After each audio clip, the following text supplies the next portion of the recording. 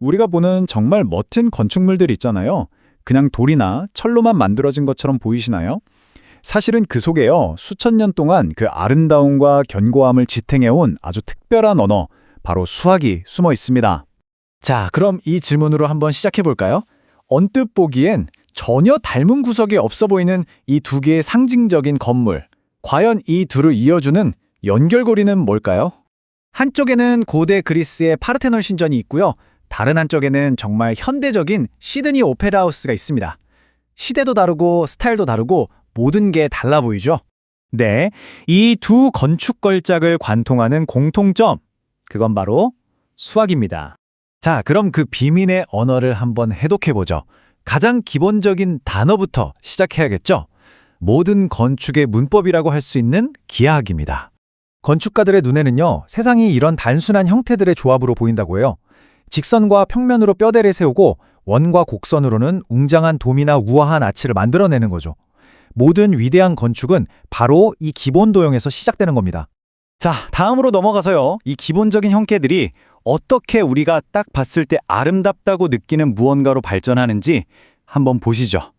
1.618. 언뜻 보면 그냥 평범한 숫자 같죠? 하지만 사실 이 숫자 안에는요, 수세기 동안 수많은 예술가와 건축가들을 매료시켜온 아름다움의 비밀 코드, 바로 황금비가 담겨 있습니다. 왜 어떤 건물은 보기만 해도 마음이 편안하고 조화롭게 느껴질까요? 그 비밀 중 하나가 바로 이 황금비에 있어요. 우리 눈이 본능적으로 가장 안정적이고 아름답다고 느끼는 뭐랄까 마법의 비율 같은 거죠. 이 추상적인 숫자가 이렇게 아름다운 나선으로 표현되는 걸 보세요. 건축가들은 바로 이 비율을 이용해서 건물의 높이와 너비, 심지어는 창문 크기 하나하나까지 결정하면서 완벽한 조화를 만들어내는 겁니다. 그리고 그 대표적인 역사적 사례가 바로 이 파르테논 신전입니다.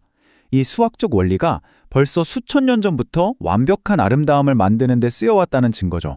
자, 지금까지 형태와 아름다움에 대해 이야기했는데요. 근데 사실 가장 중요한 게 남았죠.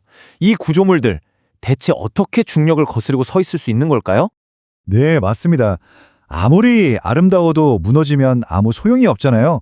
이 거대한 구조물들이 수백, 수천 년 동안 어떻게 꿋꿋이 버틸 수 있었을까요? 놀랍게도 그 해답은 의외로 가장 단순한 도형에 숨어 있습니다. 바로 삼각형이죠. 다른 도형과 달리 삼각형은 힘을 가해도 거의 모양이 변하지 않아요. 이 단순함 속에 엄청난 안정성의 비밀이 있었던 겁니다.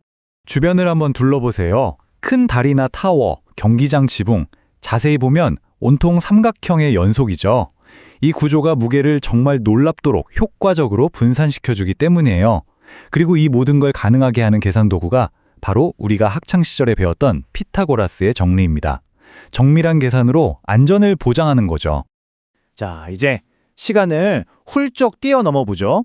현대 수학이 건축의 실루엣을 어떻게 완전히 바꿔놓았는지 한번 살펴보겠습니다. 과거의 건축가들이 직선과 원이라는 정해진 틀 안에서 디자인했다면요, 현대 건축가들은 복잡한 수학 함수라는 날개를 달았다고 할 수 있어요. 덕분에 건물은 더 이상 딱딱한 상자가 아니라 마치 살아 움직이는 듯한 유기적인 형태로 태어날 수 있게 된 겁니다. 시드니 오페라 하우스가 바로 그 증거입니다. 컴퓨터와 정밀한 수학적 계산이 없었다면 저 돛담배 같은 아름다운 공면은 그저 상상 속에서만 가능했을 거예요. 수학이 불가능을 현실로 만든 셈이죠. 자, 이제 렌즈를 좀 더 뒤로 당겨볼까요? 건물 하나하나에서 눈을 돌려서 수학이 어떻게 자연의 효율성을 닮은 거대한 시스템을 설계하는지 한번 들여다보겠습니다. 자연 속에서 반복되는 패턴 혹시 본 적 있으신가요? 예를 들어 나뭇가지가 작은 나무 모양을 하고 눈송이의 한 조각이 전체 눈송이를 닮은 것처럼요. 이게 바로 프랙탈이라는 건데요. 부분이 전체를 끊임없이 닮아가는 자연의 아주 신비로운 설계 원리입니다. 놀랍게도 건축가들은 나뭇가지가 뻗어나가는 방식이나 눈송이가 만들어지는 원리를 그대로 건물 디자인에 적용합니다. 바로 이 프랙탈 원리를 이용해서 말이죠. 자연이 가진 효율성과 아름다움을 건축에 그대로 가져오는 거예요. 이번엔 도시 전체를 하나의 거대한 생명체라고 한번 상상해 보세요. 카오스 이론은 흔히 말하는 나비 효과처럼 도로 하나를 새로 만들거나 공원 하나를 짓는 작은 변화가 도시 전체의 교통 흐름이나 생활 환경에 어떤 거대한 영향을 미칠지 예측하게 해줍니다. 덕분에 더 스마트하고 지속 가능한 도시를 설계할 수 있게 되죠. 자, 오늘 우리가 함께 살펴본 내용입니다.